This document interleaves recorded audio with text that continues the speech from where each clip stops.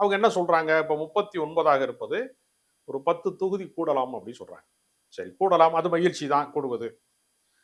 ஆனா 80 தொகுதி இருக்கக்கூடிய உத்தரப்பிரதேசத்தை 140 மக்களவை தொகுதியா மாற்றுவோம் என்று சொல்லுகிற போது வட மாநிலங்கள் இன்றைக்கு காவி பயங்கரவாதத்தால் மதவாதத்தால் வெறிபிடித்து அலைகிற கூட்டம் ஒரு பக்கம், அவர்களுக்கு அரசியல் புரிதலே இல்லாமல் அவர்கள் நினைப்பதை எல்லாம் செய்யக்கூடியது. இப்ப நீங்க வட இந்தியாவுக்காக போடுகிற சட்டம் தென்னிந்தியாவுக்குமானதாக இருக்கிறது, ஒட்டுமொத்த இந்தியாவுக்குமானதாக இருக்கிறார்.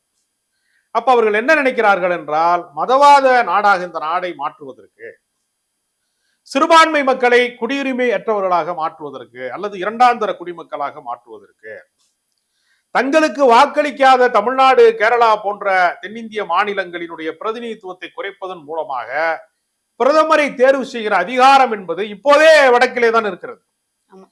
இந்தியா விடுதலை பெற்ற நாளிலே இருந்து இந்த நாம் பேசிக்கொண்டிருக்கிற இந்த நாள் வரைக்குமே பிரதமர்களின் பட்டியலை பார்த்தால் தேவகவுடா ஒருவரை தவிர யாருமே தேரவில்லை, யாரும் வரவே இல்லை, எல்லாமே வட மாநிலங்களிலே. அப்ப எல்லா அதிகாரத்தையும் அவர்கள் குவித்துக் கொண்டே செல்கிறார்கள், நமக்கான அதிகாரத்தை குறைத்துக் கொண்டே செல்கிறார்கள். அப்ப அதிகாரத்தை கூடுதலாக மாற்றுகிற போது அவர்கள் நினைப்பதையெல்லாம் சட்டமாக அவர்களால் மாற்ற முடியும்.